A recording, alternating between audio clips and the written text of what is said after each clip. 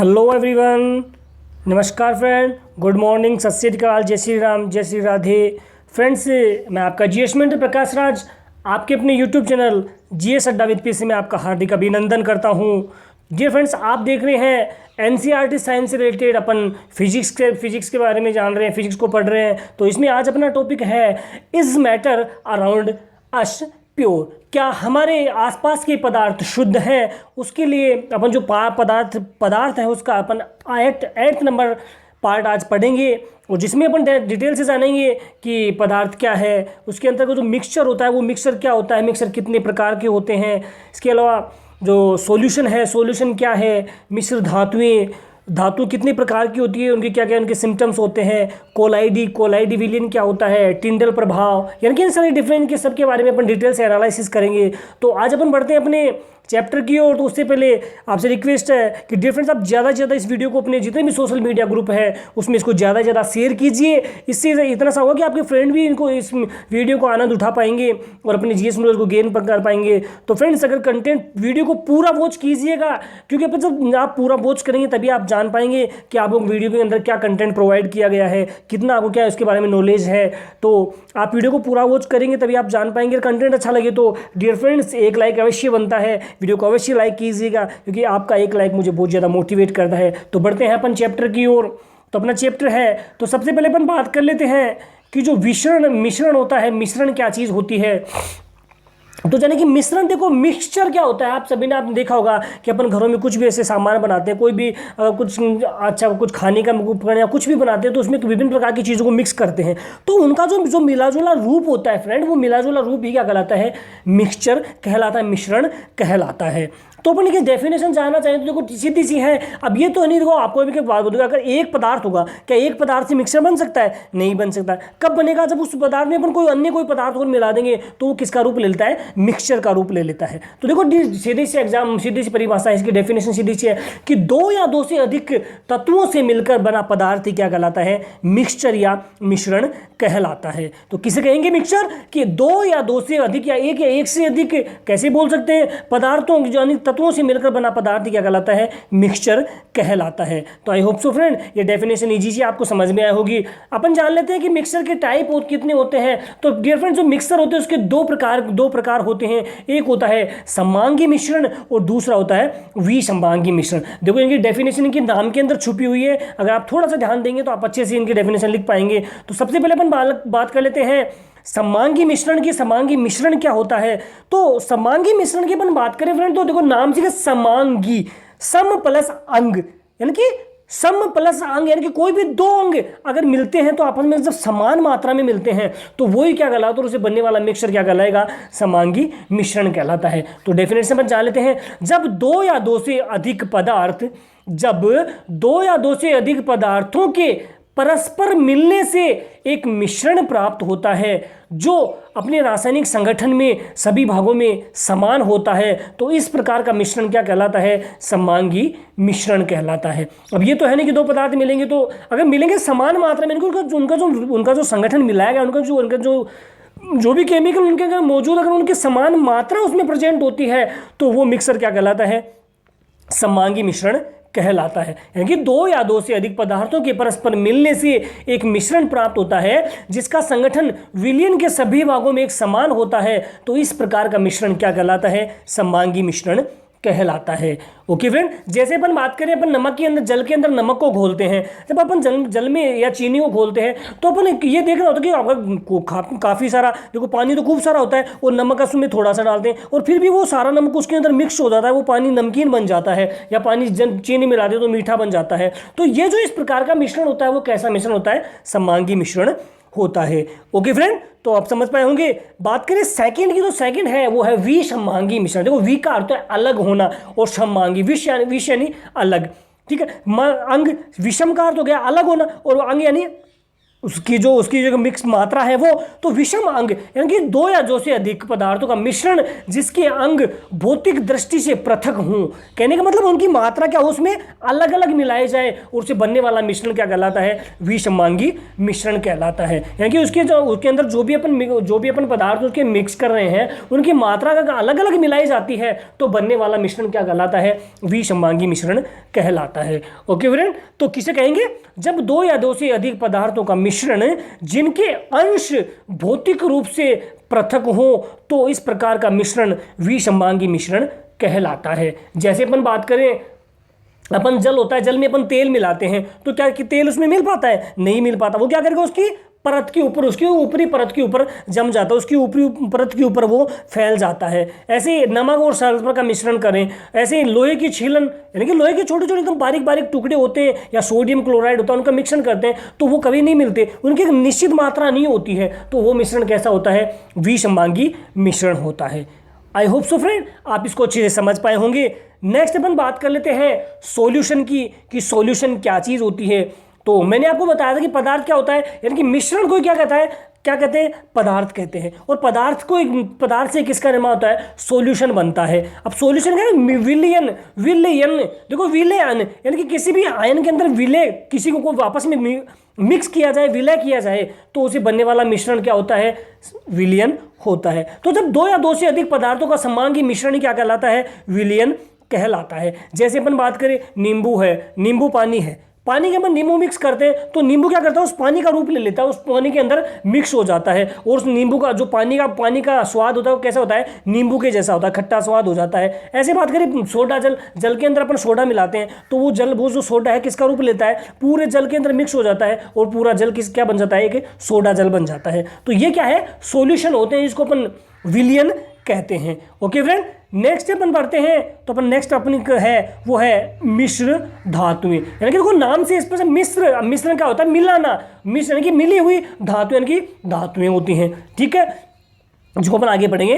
तो मिश्र धातु किसे कहेंगे, धातुओं के वे समांगी मिश्रण जिन्हें भौतिक क्रियाओं द्वारा पृथक नहीं किया जा सकता है। यानी कि धातुओं के वे समांगी मिश्रण, अब समांगी मिश्रण क्या होते हैं, यानी कि समान अंग, यानी कि समान मात्रा में उनको अगर मिक्स किया जाता है तो वो समांगी होते हैं। तो समांगी मिश्रण यानी कि वे धातुओं के वे समांगी मिश्रण है जिनकी भौतिक क्रियाओं द्वारा पृथक नहीं किया जा सकता, उनको आपस में अलग नहीं किया जा सकता है, उसे क्या कहेंगे, मिश्र धातुएं कहते हैं। तो जो मिश्र धातु होते हैं वो एक प्रकार के मिश्रण का ही रूप होते हैं, मिक्सचर का ही रूप होते, क्योंकि अपन ने उसमें भी क्या है, मिश्रण में दो पदार्थों को मिलाया जाता है, दो या दो से अधिक पदार्थों को, और मिश्र धातु में भी दो या दो से अधिक धातुएं आपस में मिली होती हैं। तो जो मिश्र धातु होती है वो एक प्रकार की क्या होती है, मिश्रण का ही रूप होती है। जैसे अपन बात करें पीतल की, पीतल है, कांसा है, तांबा है, पीतल है, कांसा है, इसे स्टेनलेस स्टील है, ये सारी क्या होती है, मिश्र धातुएं होती हैं। तो जो पीतल की अपन बात करें तो पीतल दो धातुओं से मिलकर बना होता है, एक होता है जिंक और दूसरा होता है तांबा होता है। तो जिसके अंदर जिसकी जिंक की कितनी % मात्रा, यानी कि जिंक की तो 30% मात्रा ली जाती है और तांबे की 70% मात्रा ली जाती है, और जब दोनों को मिक्स कर दिया जाता है तो क्या बनता है, मिश्र धातुएं बनती हैं। ओके फ्रेंड, तो आई होप सो आप समझ पाए होंगे। नेक्स्ट अपन बात करते हैं टाइप ऑफ सॉल्यूशन के, सॉल्यूशन के भाग कौन कौन से हैं, कौन कौन से इसके प्रकार होते हैं। तो जो विलयन होता है, विलयन के मुख्यतः दो पार्ट होते हैं, एक होता है सोल्यूट और दूसरा होता है सॉल्वेंट, जिसको विलायक और विलय कहा जाता है। ओके, अभी अपन इनके बारे में डिटेल से जान लेते हैं कि विलायक क्या होता है और विलय क्या होता है। देखो विलायक की वह विलयन है जो घटक जो एक दूसरे को स्वयं के अंदर मिला लेता है, यानी कि दूसरे घटक को अपने अंदर मिला लेता है, तो वो क्या होता है, विलायक होता है। तो इसकी डेफिनेशन जानते हैं कि विलयन का वह घटक, ध्यान से सुनना फ्रेंड, विलयन का वह घटक जो दूसरे घटक को अपने अंदर मिला लेता है, यानी कि स्वयं में मिलाता है, तो वह क्या कहलाता है, विलायक कहलाता है। ओके फ्रेंड, तो किसे कहेंगे विलायक, विलयन का वह घटक जो दूसरे घटकों को अपने अंदर मिला लेता है, क्या कहलाता है, विलायक कहलाता है। ओके फ्रेंड, नेक्स्ट फिर बात करते हैं अपन विलय की, कि विलय क्या चीज होती है। तो विलयन का वह घटक जो विलायक में घुला होता है। अब देखो यहां समझ में आ गया ना, विलायक यानी कि वह विलयन का वह घटक जो किसी दूसरे घटक को मिलाता है। अब किसको मिलाता है, विलय को मिलाता है। अब विलय क्या हो गया, विलयन का वह घटक जो विलायक में घुला होता है। तो विलायक के अंदर कौन घुला होता है? विलय घुला होता है। और विलय किसको अपने अंदर घोलता है? विलय को घोलता है। तो यहाँ का इनका जो कॉम्बिनेशन तो आप समझ पाए होंगे। अब जानते हैं कैसे? तो जैसे चीनी और जल का विलयन होता है, ठीक है, तो चीनी तो क्या हो गई? विलय हो गई। और विलय जल क्या हो गया? विलायक। अब विलायक क्या कर रहा है? किसको घोल रहा है? चीनी को अपने अंदर घोल रहा है। जल जो विलायक का कार्य कर रहा है वो चीनी को क्या कर रहा है? अपने अंदर घोल रहा है, अपने जैसा बना रहा है। तो चीनी तो कौन हो गई? विलय हो गई। और जल क्या हो गया? विलायक हो गया। ओके, ऐसे अपन बात करें जैसे आयोडीन व एल्कोहल का विलयन होता है, जिसको अपन टिंचर पाउडर के नाम पे जानते हैं, टिंचर आयोडीन के नाम से जानते हैं। जो मैंने आपको जो एमसीक्यू सीरीज करवाई थी, अब तक की जितनी भी मैंने 50 पार्ट अपलोड कर रहे हैं, आप उनको भी देख सकते हैं। उसमें मैंने आपको इनकी अच्छी चीज़ के बारे में समझाया है। तो इसमें जो आयोडीन होता है वो तो क्या होता है? विलय के रूप में कार्य करता है, जबकि एल्कोहल क्या होता है? विलायक के रूप में कार्य करता है। तो आई होप सो फ्रेंड आप अच्छे से समझ पाए होंगे। और कंटेंट अगर आपको फ्रेंड अच्छा लग रहा है तो आपके लिए एक लाइक अवश्य बनता है। तो वीडियो को अवश्य लाइक कीजिए फ्रेंड। बढ़ते हैं नेक्स्ट अपन बात करते हैं जो सॉल्यूशन होते हैं उनके गुणों के बारे में जान लेते हैं कि सॉल्यूशन के गुण कौन कौन से होते हैं। तो सबसे पहले अपन बात कर लेते हैं कि विलयन के गुण। तो विलयन देखो, मैंने आपको बताया कि सबसे पहले विलयन क्या है? एक समांगी मिश्रण होता है। एक समांगी विलयन के विलयन में हमेशा समान मात्रा में मिलाया जाता है। तो विलयन क्या है? कि समांगी मिश्रण होता है। ये कण अति सूक्ष्म होते हैं जिनको अपन नग्न आंखों से नहीं देख सकते हैं। और तो पहला तो क्या हो गया? विलयन समांगी मिश्रण होते हैं। दूसरा, ये इतने छोटे कण होते हैं कि इनको नग्न आंखों से नहीं देखा जा सकता है। तीसरा, इनका व्यास होता है वो 1 नैनोमीटर होता है। कितना होता है? 1 नैनोमीटर, जिसको 10⁻⁹ मीटर से भी कम होता है, कि 1 नैनोमीटर से भी कम होता है इनका व्यास। किनका? विलयन का व्यास होता है। ओके फ्रेंड, तो नेक्स्ट अपन बात करते हैं विलयन की सांद्रता, यानी कि इसकी सोल्युबिलिटी क्या होती है, विलयन की सांद्रता क्या होती है। तो देखो डियर फ्रेंड, जो विलयन होता है, विलयन में जो पृथक मात्रा में विलायक और विलय पदार्थ होते हैं, उनको अगर विलय की मात्रा के आधार पर इसे तनु सांद्र और संतृप्त घोल कहा जाता है। यानी कि जो विलयन होते हैं इसमें पृथक मात्रा में क्या होता है? विलायक और विलय पदार्थ होते हैं। और इनकी जो विलयन के अंदर जो विलय पदार्थ होते हैं उनकी मात्रा के आधार पर इनको तनु सांद्र और संतृप्त घोल कहा जाता है। ओके फ्रेंड, तो अपन जानते हैं विलयन की सांद्रता किसे कहते हैं। तो विलायक की मात्रा में घुले हुए, ध्यान से सुनना, विलायक की मात्रा में घुले हुए विलय पदार्थ की मात्रा को ही क्या कहा जाता है? विलायक की विलयन की सांद्रता कहा जाता है। यानी कि जो विलायक है, अपन को पता है विलायक के अंदर कौन घुलता है? विलय घुलता है। तो विलायक की मात्रा के अंदर जो विलयन जितना घुला होता है उसकी जो निश्चित स्टेज होती है वो उसकी मात्रा क्या कहलाती है? विलयन की सांद्रता कहलाती है। तो इसकी फॉर्मूले के रूप में अपन लिख सकते हैं कि विलयन की सांद्रता बराबर क्या हो गया? विलय की मात्रा अपॉन विलयन की मात्रा। क्या हो गया? विलय की मात्रा अपॉन विलयन की मात्रा। इन दोनों का रूप ही क्या कहलाता है? विलयन की सांद्रता कहलाता है। ओके फ्रेंड, नेक्स्ट अपन बात करते हैं तो वो है संतृप्त विलयन की। संतृप्त विलयन किसे कहते हैं? तो यदि विलयन में विलय पदार्थ नहीं घुलता है तो उसे क्या कहा जाता है? संतृप्त विलयन कहा जाता है। तो किसे कहेंगे संतृप्त विलयन? यानी कि विलय की वह मात्रा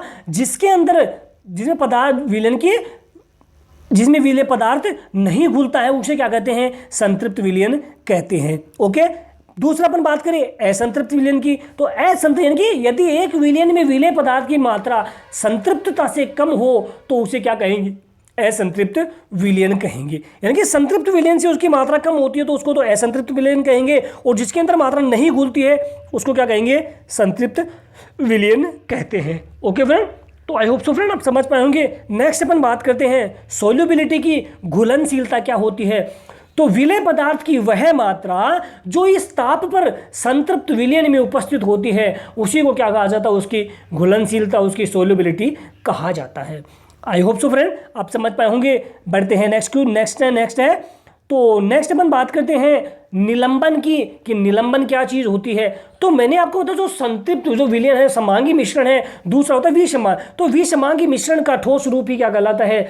निलंबन कहलाता है। ओके, तो वह विषमांगी घोल जो ठोस द्रव में परिक्षेपित हो जाता है निलंबन कहलाता है। यानी कि विषमांगी घोल का द्रव में भी परिक्षेपित हो जाना ही क्या कहलाता है? निलंबन कहलाता है। और अपन जान लेते हैं कि निलंबन क्या चीज़ होती है। तो डियर फ्रेंड, मैंने भी आपको बताया कि निलंबन क्या होता है? विषमांगी मिश्रण होता है जिसको अपन नग्न आंखों से आसानी से देख सकते हैं, और ये कण होते हैं जो प्रकाश की किरणों को क्या करते हैं? फैलाने का कार्य करते हैं। कौन? निलंबन। यानी कि निलंबन कणों का आकार बड़ा होता है, इसलिए इनको अपन आंखों से, नग्न आंखों से आसानी से देख सकते हैं, क्योंकि ये क्या होते हैं? विसंवांगी मिश्रण होते हैं। ओके, नेक्स्ट अपन बात करें कोलाइडी विलयन की। तो कोलाइडी विलयन क्या होते हैं? कोलाइडी विलयन बहुत ही छोटे आकार के पार्टिकल्स होते हैं और इनको बिल्कुल भी नग्न आंखों से नहीं देखा जा सकता है। लेकिन ये कण होते हैं, ये कण भी क्या करते हैं? आसानी से प्रकाश की किरण को फैला देते हैं। ओके, और ये विलयन भी कैसे होते हैं? विसंवांगी प्रकार के होते हैं। जैसे अपन बात करें दूध की, तो दूध क्या होता है? विसंवांगी मिश्रण होता है। ओके फ्रेंड, नेक्स्ट अपन बात करते हैं वो है टिंडल प्रभाव की। और ये क्वेश्चन बहुत बार एग्जाम में पूछा जाता है फ्रेंड, कोलाइडी विलयन वाला और टिंडल प्रभाव वाला, ये तो बहुत ही मोस्ट इंपॉर्टेंट है, तो आप इसको अच्छे से याद रखिएगा।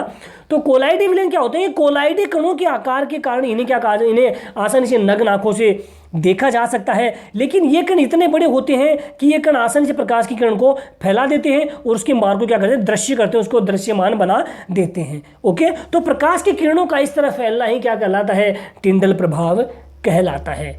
ओके फ्रेंड, तो आप अच्छे से समझ पाएंगे। मैंने बहुत इजी वे में आपके लिए यहाँ पे कंटेंट प्रस्तुत किया है, तो मैं जहाँ तक समझता हूँ आप इसको अच्छे से समझ पाए होंगे। नेक्स्ट अपन बात कर लेते हैं मिश्रण के घटकों का पृथक्करण क्या चीज़ होती है। तो डियर फ्रेंड, जो मिश्रण जो बात करें अपन, रंग होते हैं, रंग वाले जो घटक होते हैं जिनको अपन डाई कहते हैं, को नीले अथवा काले रंग की स्याही से अलग करने के लिए किसका प्रयोग करते हैं? अपन वाष्पीकरण विधि का प्रयोग करते हैं। ये बहुत इंपॉर्टेंट घटक आपके लिए लाए हुए, आप इनको अच्छे से याद करिएगा कि जो डाइज होती है, डाइज में जो नीले या काले रंग की स्याही से अलग करने के लिए अपन कौन सी विधि का प्रयोग करते हैं?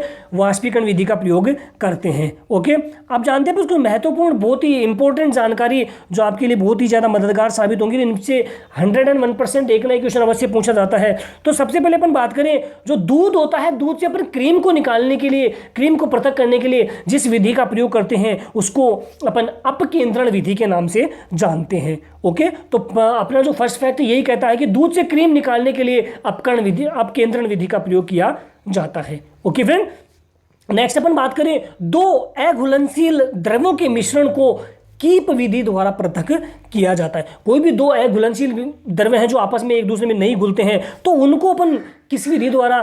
कीप विधि द्वारा पृथक्करण किया जाता है। ओके फ्रेंड, जैसे अपन बात करें मिट्टी और जल होता है, मिट्टी अगर जल के अंदर अपन मिट्टी को मिला दे तो क्या मिट्टी जल के अंदर मिक्स होती है? नहीं होती। क्या करती है? उसके पैंदे में जमा हो जाती है। तो उसको अपन आसानी से कीप विधि द्वारा उसको अपन पृथक्करण कर लेते हैं। ओके, नेक्स्ट अपन बात करते हैं नमक व अमोनियम क्लोराइड के मिश्रण का पृथक्करण के लिए ऊर्ध्वपातन विधि का प्रयोग किया जाता है। अब नमक और अमोनियम क्लोराइड के मिश्रण को पृथक करने के लिए किसका उपयोग करते हैं? ऊर्ध्वपातन विधि का प्रयोग करते हैं। मैंने आपको बताया था जो ऊर्ध्वपातन होता है वो क्या होता है। इसके अलावा कपूर, नौशादर, इनके लिए भी अपन किसका प्रयोग करते हैं?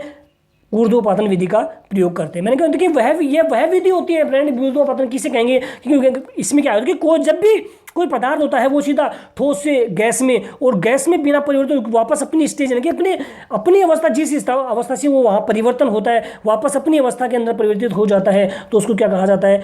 ऊर्ध्वपातन कहा जाता है। तो जो नमक है, नमक व आयोडीन, अमोनियम क्लोराइड का विलयन है, इसके अलावा कपूर है, नेफ्थलीन है, नौशादर है, एंथ्रासिन है, इत्यादि के निष्कर्षण के लिए, उनके पृथक्करण के लिए अपन किसका प्रयोग करते हैं? ऊर्ध्वपातन विधि का प्रयोग करते हैं। ओके फ्रेंड, नेक्स्ट है काली शाही में विद्यमान डाइयों के पृथक्करण में क्रोमेटोग्राफी विधि का प्रयोग किया जाता है। यानी कि जो काली शाही होती है उनमें विद्यमान जो डाइज होती है, जो रंजक होते हैं, उनको पृथक करने के लिए अपन क्रोमेटोग्राफी विधि का प्रयोग करते हैं। ओके, नेक्स्ट अपन बात करते हैं जो प्राकृतिक रंग होते हैं, प्राकृतिक रंगों में जो पिगमेंट्स होते हैं उनको पृथक करने के लिए, या फिर जो रक्त होता है, रक्त में जो नशीले पदार्थ होते हैं उनको पृथक करने के लिए भी अपन किसका प्रयोग करते हैं? क्रोमेटोग्राफी विधि का प्रयोग करते हैं। ओके, नेक्स्ट है दो अघुलनशील द्रव्यों के मिश्रण को पृथक करने के लिए आसवन विधि का प्रयोग किया जाता है। ओके, इसके बाद में नेक्स्ट अपन बात करते हैं, तो नेक्स्ट वो होती है जिसमें अपन बात करें कोई भी अगर दो अघुलनशील द्रव्य होते हैं उनको पृथक करने के लिए भी अपन वो आसवन विधि का प्रयोग करते हैं। ओके, फिर नेक्स्ट अपन बात करते हैं वायु से गैसों को पृथक करने के लिए,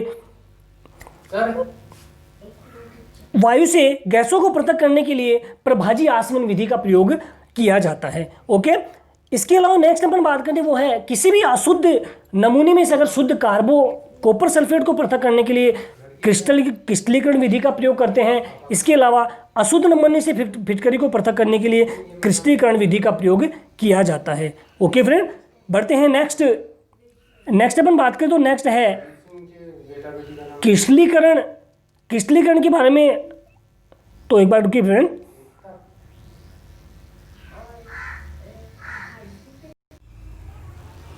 तो इसके बाद में नेक्स्ट अपन बात करते हैं क्रिस्टलीकरण की कि क्रिस्टलीकरण क्या चीज़ होती है। तो डियर फ्रेंड्स, वह विधि जिसके द्वारा क्रिस्टल के शुद्ध रूप में शुद्ध ठोस को विलयन से पृथक किया जाता है, वो क्या होती है? क्रिस्टलीकरण विधि होती है। वो क्रिस्टल यानी कि छोटे कोई भी पार्टिकल्स है, छोटे छोटे टुकड़े होते हैं, वो क्रिस्टल का कार्य करते हैं। तो उन क्रिस्टलों को शुद्ध रूप से शुद्ध ठोस को विलयन से पृथक करने की विधि क्या कहलाती है?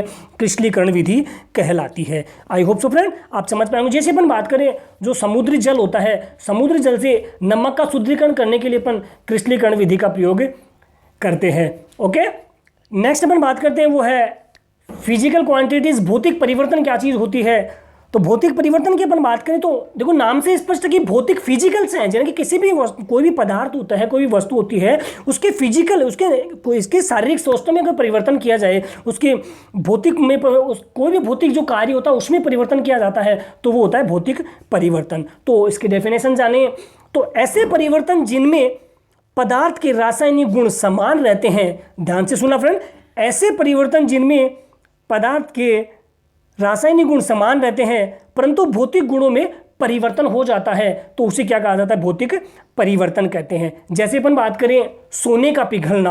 अब देखो सोना पिघलता है तो सोना पिघलने के बाद में उससे क्या करते हैं? अपन विभिन्न प्रकार के आभूषण बना सकते हैं। ऐसे अपन जैसे बात करें जो कांच टूट जाता है तो ये तो नहीं, कांच टूट जाता है तो बेकार चला जाता है, उस कांच को पिघलाकर उसके द्वारा एक नया कांच बनाया जा सकता है। ओके, दूसरी अपन बात करें शक्कर का पानी में घुलना, लोहे का चुंबक में बदलना, अन्य अपन बात करें संघनन है, आशवन है, ऊर्ध्वपातन विधि, ये सब ये सारे क्या है? फिजिकल क्वांटिटीज होती है। ओके फ्रेंड, नेक्स्ट अपन बात करते हैं वो है केमिकल क्वांटिटीज, यानी रासायनिक परिवर्तन क्या होता है। देखो नाम से स्पष्ट है, रासायनिक परिवर्तन, रसायनों के अंदर जो परिवर्तन होता है वो क्या है? रासायनिक परिवर्तन होता है। तो इसकी डेफिनेशन अपन जान लेते हैं कि पदार्थों में होने वाला वह परिवर्तन जिसमें दो यौगिकों के मिलने से, ध्यान से सुनना, पदार्थों में होने वाला वह परिवर्तन जिसमें दो यौगिकों के मिलने से अथवा अन्य कारण से एक नया पदार्थ प्राप्त होता है जो पूर्णतः भिन्न होता है तो उसे क्या कहते हैं? रासायनिक परिवर्तन कहते हैं। जैसे अपन बात करें कोयला होता है, अपन लकड़ी को जलाते हैं, लकड़ी को जलाने के बाद में शेष क्या रहती है? राख रहती है, और उसके साथ में क्या बचता है? उसका कोयला बचता है। तो कोयला अब क्या वापस में अपन कोयले से लकड़ी बना सकते हैं? ऐसा पॉसिबल नहीं है। क्यों? क्योंकि उसकी जो केमिकल क्वांटिटी है उसमें एक डिफरेंट परिवर्तन हुआ है और उस वजह से जो लकड़ी थी किस में परिवर्तित हो गई? कोयले के रूप में परिवर्तित हो गई। उसके रात में उसमें शेष में क्या बच रहा है? राख बच रही है। तो उसे अपन फिर से क्या नहीं बना सकते?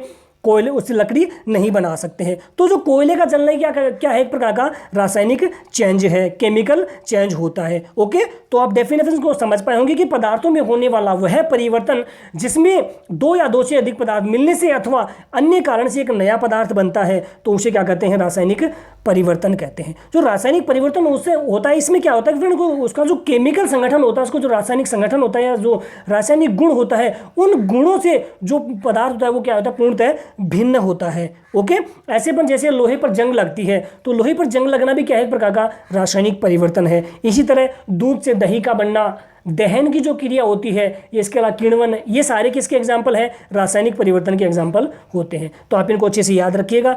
एग्जाम में डेफिनेशन इनसे रिलेटेड कि एक नया क्वेश्चन अवश्य पूछा जाता है। तो आई होप सो फ्रेंड आप समझ पाए होंगे। बढ़ते हैं नेक्स्ट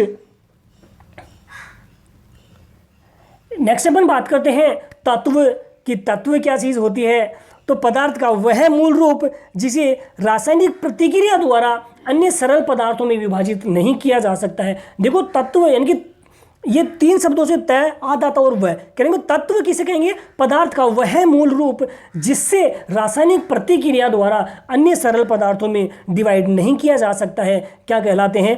तत्व कहलाते हैं। और डिफरेंट जो तत्व होते हैं उनको उनके रासायनिक संगठन के आधार पर इनको कितने पार्ट में?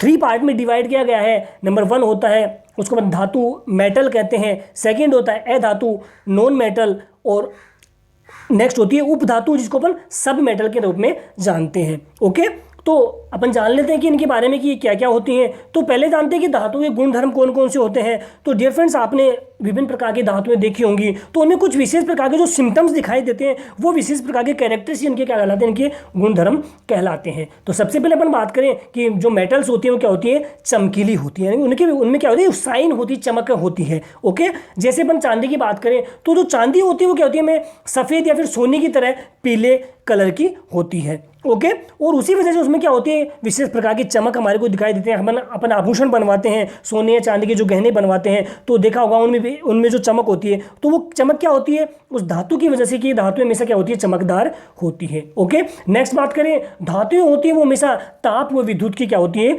सुचालक होती है। जैसे अपन कॉपर की बात करें तो कॉपर का प्रयोग अपन बिजली के तारों के रूप में प्रयोग करते हैं, क्योंकि कॉपर क्या होता है, विद्युत का सुचालक होता है। और अपन जब उसके वायर का यूज करते हैं तो उसी वजह से जो करंट फ्लो होता है, अब करंट क्यों फ्लो हो रहा है, क्योंकि धातुएं क्या होती है, हमेशा विद्युत की सुचालक होती है, और इसीलिए उसके अंदर क्या होता है, करंट का फ्लो होता है। ओके, नेक्स्ट बात करें, धातुएं क्या होती है, तन्य होती हैं और आघात वर्धनीय होती हैं। देखो आपके सामने दो नए शब्द आए हैं, एक तन्य और दूसरा आघात वर्धनीय। एग्जाम में कई बार इनके बारे में पूछा जा सकता है। तो सबसे पहले अपन जान लेंगे कि तन्य क्या होती है। तन्य क्या होता है, तानना, यानी कि धातुएं क्या होती है, तन्य प्रवृत्ति रखती है, तानने की प्रवृत्ति रखती है, यानी कि उनको पीट करके या खींच करके उनको क्या कर सकते हैं, अपन तारों के रूप में उनको तान सकते हैं। और जैसे अपन बात करें, अपन सामाजिक एग्जांपल ले लेते हैं कि अपन कपड़े सुखाने के लिए किसका उपयोग करते हैं, रस्सी का, सुखाने के लिए रस्सी का उपयोग करते हैं। तो उसको अपन तान कर तो बांधते हैं ना, तभी तो उसके ऊपर कपड़े सूख पाते हैं। उसको अपन कपड़े को फैलाएंगे वो सूख जाए। तो इसी तरह जो धातुएं होती हैं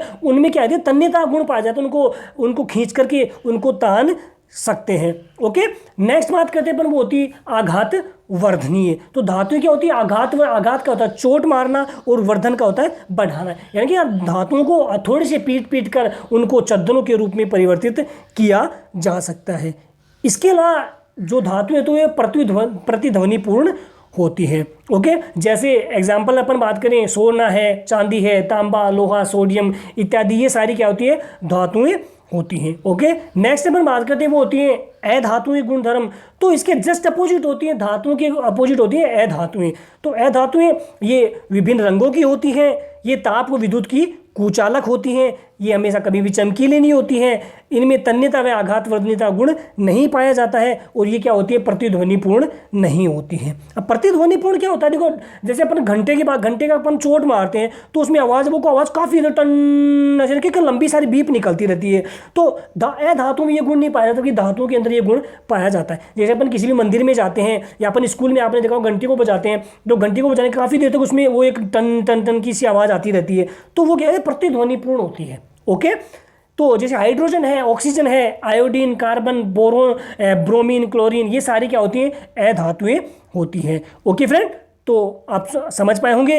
नेक्स्ट अपन बात करते हैं सब मेटल की उपधातुएं क्या होती हैं। तो वे तत्व जो धातु और अधातु दोनों के गुण दर्शाते हैं वो क्या कहलाती हैं, उपधातु कहलाती हैं। जैसे बोरोन, सिलिकॉन, जर्मेनियम, ये सारी क्या होती है, उपधातु होती है, जो धातुओं के गुण भी दर्शाती हैं और अधातुओं के गुण भी प्रदर्शित करती हैं। इसीलिए इनको क्या कहा जाता है, सब मेटल उपधातु कहा जाता है। ओके, नेक्स्ट है यौगिक। यौगिक क्या चीज़ होती है, यौगिक योग प्लस इक, यानी कि कोई भी, अब योग कब होता है, सिंगल पार्टिकल में कभी योग नहीं होता। जब दो या दो से अधिक पार्ट आपस में मिलेंगे तब क्या बनेगा, उनका जोड़ बनेगा, उनका जुड़ाव होगा, उनमें योग होगा। तो दो या दो से अधिक तत्वों के नियत अनुपात में रासायनिक संयोग से बने पदार्थ क्या कहलाते हैं, यौगिक कहलाते हैं। तो दो या दो से अधिक तत्वों के नियत अनुपात में रासायनिक संयोग से बने पदार्थ क्या कहलाते हैं, यौगिक कहलाते हैं। ओके फ्रेंड, तो आप समझ पाए होंगे। बढ़ते हैं नेक्स्ट है डाइज कि रंजक क्या चीज़ होती है, रंजक किसे कहते हैं। तो रंजक के बारे में अपन जान लेते हैं कि रंजक क्या होते हैं। वे कार्बनिक पदार्थ जो विलयन में प्रयुक्त होते हैं तथा विभिन्न रेशों, दीवारों तथा खाद्य पदार्थों को रंग प्रदान करते हैं और सूर्य के प्रकाश, साबुन, अम्ल व क्षार के प्रति स्थायी होते हैं, क्या कहलाते हैं, रंजक कहलाते हैं। तो किसे कहेंगे रंजक, यानी कि वे कार्बनिक पदार्थ जो विलयन में प्रयुक्त किए जाते हैं तथा विभिन्न पदार्थों को, विभिन्न जैसे रेशों, दीवारों, खाद्य पदार्थों क्या कहते हैं, रंग प्रदान करने का कार्य करते हैं। इसके साथ ही जो सूर्य के प्रकाश, साबुन व अम्ल व क्षार के प्रति क्या होते हैं, स्थायी प्रवृत्ति रखते हैं, तो उन्हें क्या कहा जाता है, रंजक कहा जाता है। जैसे अपन बात करें चाय की पत्तियां होती हैं, पुदीने की पत्तियां हैं, मेहंदी की पत्तियां हैं, ये सारी क्या होते हैं, नेचुरल डाइज होती हैं, ये प्राकृतिक रंजक होते हैं। जैसे देखो चाय की पत्तियां होती हैं, चाय का अपने को होता है, चाय की पत्तियां कैसी है, हरे कलर की होती है, लेकिन सूखने के बाद में उसकी पत्तियों को अपन चाय बनाते हैं तो चाय का कलर क्या होता है, डिफरेंट, उसको एक नेक अलग उसको रंग प्रदान कर देती हैं। तो ऐसे पुदीने की पत्तियां होती हैं, ऐसे मेहंदी को अपन हाथों पे लगाते हैं तो मेहंदी की हरी पत्तियां, लेकिन कलर अपना डार्क ब्राउन कलर का हो जाता है। तो ये क्या होती है कि ये नेचुरल रंजक हैं जो क्या करती हैं, रंग प्रदान करने का कार्य करते हैं। ओके, तो इसी तरह एक होता है, ये तो नेचुरल रंजक हो गए, एक होता है आर्टिफिशियल रंजक, आर्टिफिशियल डाइज। तो आर्टिफिशियल डाइज का निर्माण सर्वप्रथम 1856 ईस्वी में विलियम पर्किन नामक एक वैज्ञानिक थे, इन्होंने इसका आविष्कार सबसे पहले किया था। किसका? कृत्रिम रंजक का। 1856 ईस्वी में विलियम पर्किन ने किया था। जैसे एनिलीन है, कोलतार है, ये सारे क्या हैं, कृत्रिम रंजक होते हैं। तो जो रंगीन जो पदार्थों को 2 पार्ट्स में डिवाइड किया जाता है, एक होता है वर्णक और दूसरा होता है रंजक होता है। तो जानते हैं अपन वर्णक के बारे में, रंजक के बारे में अपन ने जान लिया, अब जान लेते हैं अपन वर्णक के बारे में। तो रंजक होते हैं वो कार्बनिक पदार्थ होते हैं, जबकि अरंजक होते हैं, ये वर्णक होते हैं वो क्या होते हैं, अकार्बनिक पदार्थ होते हैं, तथा जल में क्या होते हैं, अविलय होते हैं। इनका प्रयोग होता है वो लकड़ियों को रंगने में, लकड़ी या धातु आदि को रंगने में किया जाता है। इसके साथ में सफेदा भी इनमें मिलाया जाता है। ओके, अब अपन जान लेते हैं कुछ विशेष प्रकार के रंजक के बारे में कि उनका क्या क्या कार्य है। तो जैसे नारंगी फर्स्ट होता है, नेफ्थोल होता है, पीले कलर का होता है, मेथिल ऑरेंज आदि क्या होती है, अम्लीय रंजक होते हैं। आपसे कोई पूछा कि अम्लीय रंजक के एग्जाम्पल बताओ, तो नारंगी फर्स्ट है, नेफ्थोल पीला है, मेथिल ऑरेंज आदि क्या होते हैं, अम्लीय रंजक होते हैं। क्षारीय रंजक की बात करें तो मेलाकाइट हरा, एनिलीन पीला आदि क्या होते हैं, क्षारीय रंजक होते हैं। एलिजरीन बंधक रंजक होता है, और यह क्या होता है, गर्म कपड़ों को रंगने में प्रयुक्त किया जाता है। कहने का मतलब हम जो गर्म कपड़े पहनते हैं सर्दियों में, जो स्वेटर्स वगैरह कोट्स वगैरह पहनते हैं, उनको रंगने में किसका प्रयोग करते हैं, एलिजरीन बंधक रंजक का प्रयोग करते हैं। ओके, डायरेक्ट रंजक की बात करें तो मार्टियस पीला और कांगो लाल, ये दोनों डायरेक्ट रंजक का कार्य करते हैं। इसके अलावा जो एंथ्राक्विनोन होता है वो प्रकीर्णन रंजक का कार्य करता है। यानी कि प्रकीर्णन रंजक कौन होता है, एंथ्राक्विनोन होता है। तो आई होप सो फ्रेंड आप इनको अच्छे से समझ पाए होंगे और आप इनको अच्छे से याद रखिएगा फ्रेंड। एग्जाम में डेफिनेट इनसे एक ना एक क्वेश्चन अवश्य पूछे जाने वाला है, तो इनको अच्छे से रीड करिएगा। बढ़ते हैं नेक्स्ट। तो thank you friends, thanks for watching and listening this video.